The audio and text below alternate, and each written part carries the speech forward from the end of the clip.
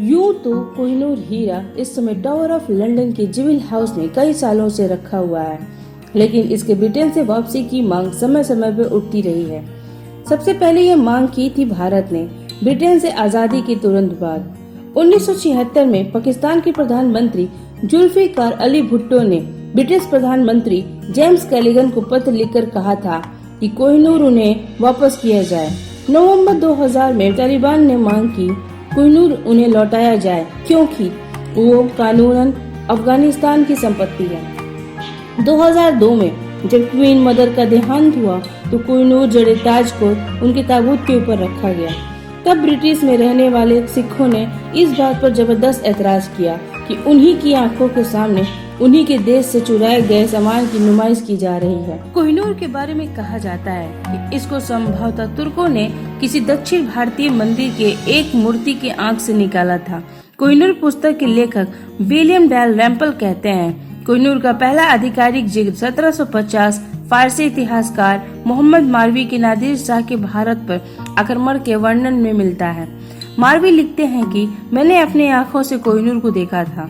उस समय तख्ते ताबूस के ऊपरी हिस्से में जड़ा हुआ था, जिसे नादिर शाह दिल्ली से लूटकर इराक ले गया था। नादिर शाह ने करनाल के पास अपने 1.5 लाख सैनिकों की बदौलत मुगल बादशाह मोहम्मद शाह रंगीले की 10 लाख लोगों की सेना को हराया था। दिल्ली पहुंचने पर नादिर शाह ने ऐसा कत्लेआम करवाया जिसके उदाहरण इतिहास में बहुत कम मिलते हैं। मशहूर इतिहासकार विलियम फ्लोर एक लेख में लिखते हैं, जैसे ही नादिर शाह के 40,000 सैनिक दिल्ली में घुसे, अनाज के दाम आसमान पर चले गए। नादिर शाह के सैनिकों ने मोल भाव करना चाहा तो उनमें और दुकानदारों में झड़प शुरू हो गई और लोगों ने सैनिकों पर हमला करना शुरू कर दिया। दोपहर तक 900 फारसी सैनिक मारे जा चुके थे। तब नादिर शाह ने दिल्ली की आबादी के कत्लेआम का आदेश दिया। कत्लेआम सुबह 9 बजे शुरू हुआ। सबसे ज्यादा लोग लाल किला, चांदनी चौक, दरीबा और जामा मस्जिद के आसपास मारे गए। कुल मिलाकर 30,000 लोगों का कत्ल हुआ। मोहम्मद शाह के सेनापति निजामुल मुल्क बिना पगड़ी के नादिर शाह के सामने गए और उसके सामने घुटनों के बल बैठकर कहा कि दिल्ली के लोगों से बदला लेने के बजाय वो उनसे अपना बदला ले। नादिर शाह ने इस शर्त पे कत्लेआम रुकवाया कि वो उनकी दिल्ली छोड़ने से पहले उनको 100 करोड़ रुपए देंगे। अगले कुछ दिनों तक निजामुल मुल्क ने अपने ही राजधानी को लूटकर वो धन चुकाया। संक्षेप में एक क्षण में 348 सालों में मुगलों की जमा की हुई दौलत का मालिक कोई दूसरा हो गया। दिल्ली की लूट अफगानिस्तान ले जाने का बहुत दिलचस्प बयान फारसी इतिहासकार मोहम्मद काजिम मारवी ने अपनी किताब अलमारा नादरी में लिखा है। दिल्ली में 57 दिनों तक रहने के बाद 16 मई 1739 को नादिर शाह ने अपने देश का रुख किया। अपने साथ वो पीढ़ियों से जुटाई गई मुगलों की सारी दौलत ले गया। उनकी सबसे बड़ी लूट थी तख्ते ताऊस, जिसमें कोहिनूर और तैमूर की रूबी जड़ी हुई थी। लूटे गए सारे खजानों को 700 हाथियों, 4000 ऊँटों और 17,000 घोड़ों पर लाद कर ईरान के लिए रवाना किया गया। जब पूरी सेना चिनाब के पुल पर से गुजरी तो हर सैनिक की तलाशी ली गई। कई सिपाहियों ने हीरे जवाहरात जब्त किए जाने के डर से उन्हें जमीन में गाड़ दिया।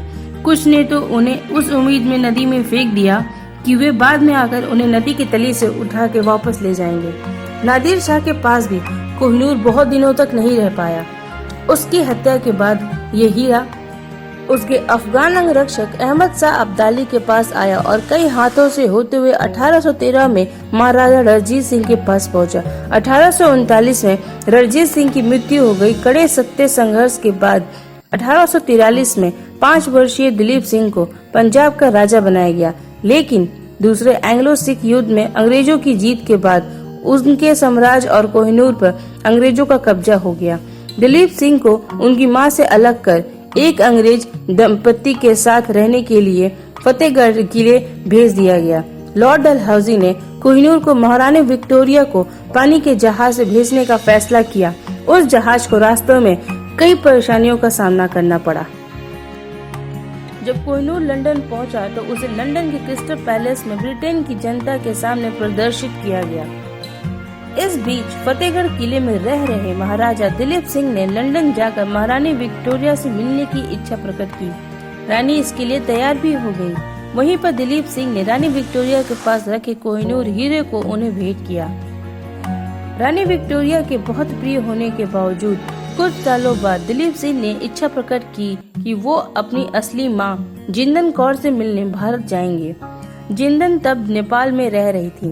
उन्हें अपने बेटे से मिलने कलकत्ता लाया गया। महारानी विक्टोरिया के बाद किसी ब्रिटिश राजा या रानी ने कोहिनूर अपने ताज में नहीं पहना, सिवाय उनकी बहू रानी अलेक्जेंड्रा की। उधर दिलीप सिंह धीरे धीरे रानी विक्टोरिया के खिलाफ होते चले गए। उन्हें लगने लगा कि उन्होंने उनके साथ बेइंसाफी की है। उनके मन में ये बात घर कर गई कि वो अपने पुराने साम्राज्य को दोबारा जीतेंगे। वो भारत के लिए रवाना भी हुए, लेकिन अधन से आगे नहीं बढ़ पाए। 21 अप्रैल 1886 को उन्हें व उनके परिवार को बोट सहित गिरफ्तार कर लिया गया। बाद में उन्हें छोड़ा गया, लेकिन उनका सब कुछ छीन लिया गया। 31 अक्टूबर 1893 को पेरिस के बहुत मामूली होटल में उनकी लाश मिली। उस समय उनके साथ उनके परिवार का कोई शख्स मौजूद नहीं था।